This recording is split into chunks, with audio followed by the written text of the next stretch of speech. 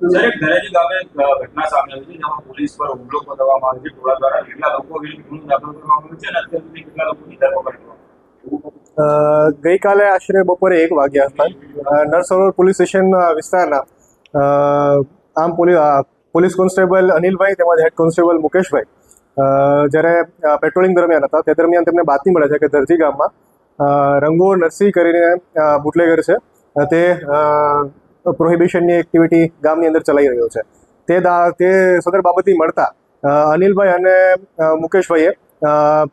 તેમના surveillance સ્કોડના in charge ASI રમેશભાઈને જાણ કરી અને ઉપરાંત 112ની ગાડી અને અન્ય પોલીસ કર્મીઓને જાણ કરી અને વિસ્તારની અંદર રેડ કરવા જાય છે તે દરમિયાન જ્યારે પોલીસ રેડ કરવા માટે પહોંચે છે ત્યારે રંગો ત્યાંથી ભાગે છે અને તેને પકડવા માટે પોલીસ પાછળ પીછો કરે છે તે દરમિયાન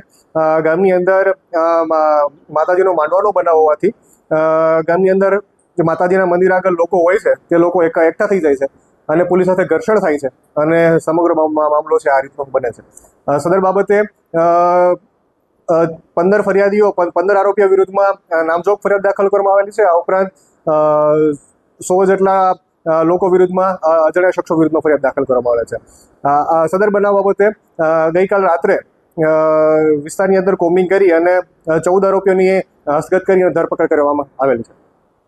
અત્યાર સુધી તો કેટલા આરોપીઓ ફરાર છે સાથે સાથે કેટલું અત્યારે બોન્ડિંગ કરવામાં અત્યારે જે ગામની પરિસ્થિતિ છે તે કેવી જે 15 નામજોગ આરોપીઓ છે તે પૈકી 2 આરોપીઓ ફરાર છે અને બાકીના આરોપીઓની ધરપકડ કરવાની ચાલુ છે આ ઉપરાંત જે અજાણ્યા શખ્સો છે તેમના વિરુદ્ધમાં પણ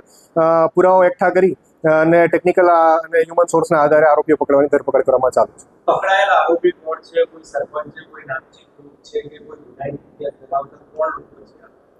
પકડાયેલા આરોપીઓ છે તમામ જે દરજી ગામના લોકો છે આરોપીઓ વિરુદ્ધમાં ગુનાહિત ઇતિહાસ નથી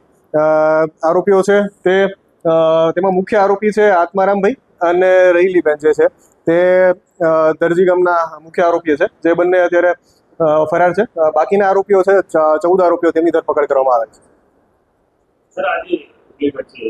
કેટલા સમયથી એક્ટિવ હતો અને કયા પ્રકારની